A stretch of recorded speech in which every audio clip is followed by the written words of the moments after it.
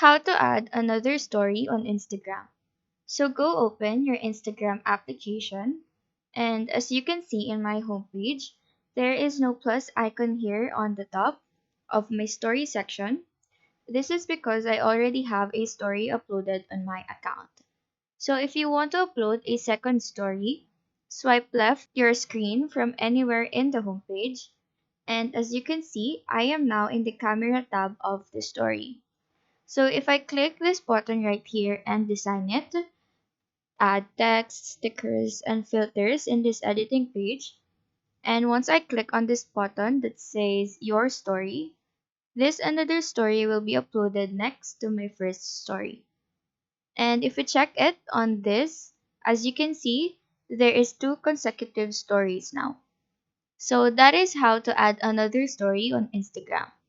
Do let us know if this video helped you out, and if you have any questions, feel free to drop them down below. Thank you for watching and have a nice day.